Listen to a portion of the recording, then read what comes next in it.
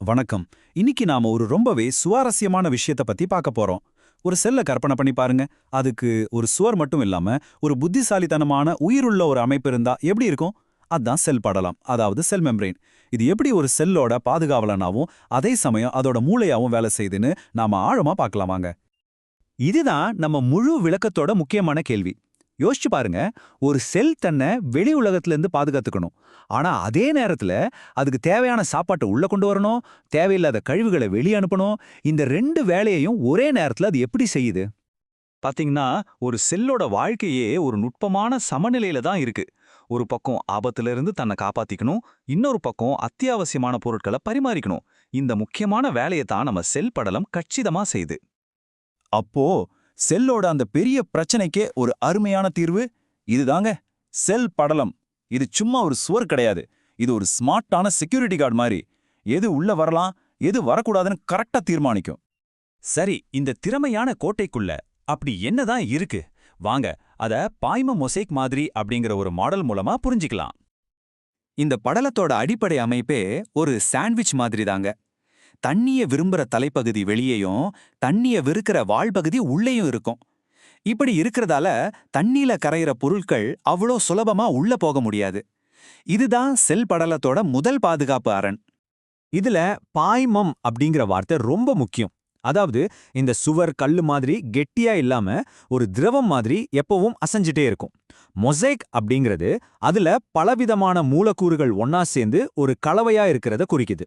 இந்த அசைவு தான் அதோட வேலைக்கு ரொம்ப ரொம்ப அவசியம். நம்ம கோட்டைய உதாரணத்தை வச்சே இதை இன்னும் சுலபமா புரிஞ்சுக்கலாம். பாஸ்போ லிப்பிட்கள் தான் அந்த கோட்டையோட செங்கற்கள். புரதங்கள் தான் உள்ளேயும் வெளியேயும் போறதுக்கான கேட், சுரங்கப்பாதை, ஏன் ஐடி கார்டை ஸ்கேன் பண்ற மிஷின் கூட. கொலஸ்ட்ரால் அந்த சுவரோட உறுதித்தன்மையை சரி பண்ற சிமெண்ட் மாதிரி.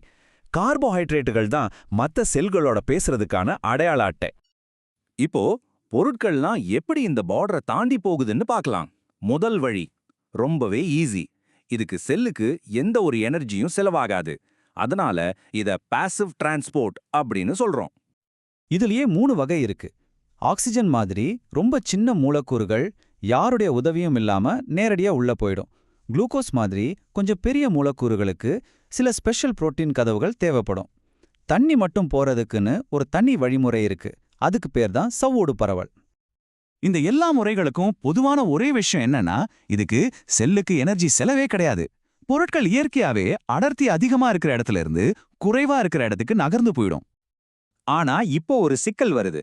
ஒருவேளை செல்லுக்குள்ள ஏற்கனவே அதிகமா இருக்கிற ஒரு பொருளை இன்னும் அதிகமா உள்ள கொண்டு வரணும்னா என்ன பண்றது? அதாவது இயற்கையான ஓட்டத்துக்கு எதிரா போகணும். இது எப்படி சாத்தியம்? இந்த மாதிரி நேரத்துல தான் ஆக்டிவ் டிரான்ஸ்போர்ட், அதாவது ஆற்றல் தேவைப்படும் கடத்தல் தேவைக்கு வருது. இத ஒரு விஐபி சர்வீஸ் மாதிரின்னு வச்சுக்கோங்களேன். இதுக்கு எனர்ஜி தேவைப்படும். ஏன்னா இது இயற்கையான சரிவுக்கு எதிரா பொருட்களை நகர்த்துது. இங்க 2 முக்கியமான வித்தியாசங்களை நாம கவனிக்கணும். ஒன்னு, இது அடர்த்தி குறைவான இடத்துல இருந்து அதிகமான இடத்துக்கு போகுது. 2வது, இதுக்கு செல்லோட எனர்ஜி கரன்சியான ஏடிபி தேவைப்படுது. இதுக்கு ஒரு சூப்பரான உதாரணம் சோடியம் பொட்டாசியம் பம்ப்.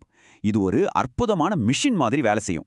ஒவ்வொரு தடவையும் ஒரு ஏடிபியை செலவு பண்ணி 3 சோடியம் அயனிகளை செல்லுக்கு வெளியே தள்ளிட்டு 2 பொட்டாசியம் அயனிகளை உள்ளே இழுக்கும். நம்ம நரம்பு மண்டலம் சரியா வேலை செய்யறதுக்கு இந்த பம்ப் ரொம்ப ரொம்ப அவசியம். சரி, சின்ன சின்ன மூலக்கூறுகள் எப்படி போகுதுன்னு பார்த்தாச்சு. ஆனா ஹார்மோன் மாதிரி இல்லனா ஒரு பாக்டீரியா மாதிரி பெரிய பொருட்களை ஒரு செல் எப்படி கையாளுது? இதுக்காக செல் மொத்த போக்குவரத்து அப்படிங்கிற ஒரு முறையை பயன்படுத்துது. பொருட்களை உள்ள கொண்டு வரணும்னா படலம் அந்த பொருளை சுத்தி வளைச்சு ஒரு குமிழ் மாதிரி உள்ள இழுத்துக்கும். இதுக்கு பேரு எண்டோசைட்டோசிஸ். அதே மாதிரி பொருட்களை வெளியே அனுப்பணும்னா உள்ள இருக்கிற ஒரு குமிழ் படலத்து கூட ஒன்னா சேர்ந்து அதுக்குள்ள இருக்கிறத வெளியே தள்ளிடும். இது எக்ஸோசைட்டோசிஸ். இந்த சின்ன சின்ன வேலைகள் தான் நம்ம உடம்புல பெரிய பெரிய விஷயங்களை செய்யுது.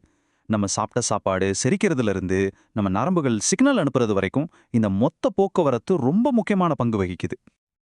சரி, இப்போ நம்ம பார்த்த எல்லாத்தையும் இந்த அட்டவணையில சுருக்கமா பார்க்கலாம். இதுல எதுக்கு எனர்ஜி தேவை, எதுக்கு தேவையில்லை, புரதங்கள் தேவையா இல்லையா, அப்புறம் எந்த திசையில நகருதுன்னு எல்லாமே தெளிவா இருக்கு. இது ஒரு நல்ல ரிவிஷன் மாதிரி இருக்கும். கடைசியா ஒரு கேள்வி. நம்மளோட ஒவ்வொரு நரம்பு சிக்னலுக்கும் ஒவ்வொரு யோசனைக்கும் காரணமே இந்த சின்ன அசைஞ்சிட்டே இருக்கிற செல் படலம் தான்னு சொன்னா உங்களால நம்ப முடியுதா? இது சரியா வேலை செய்யும்போது வாழ்க்கை அருமையா போகுது. இதுல ஒரு சின்ன கோளாறு வந்தா மொத்தமும் குழப்பமாயிடும். இதுதான் உயிரியலோட ஒரு ஆச்சரியமான சமநிலை. யோசிச்சு பாருங்க.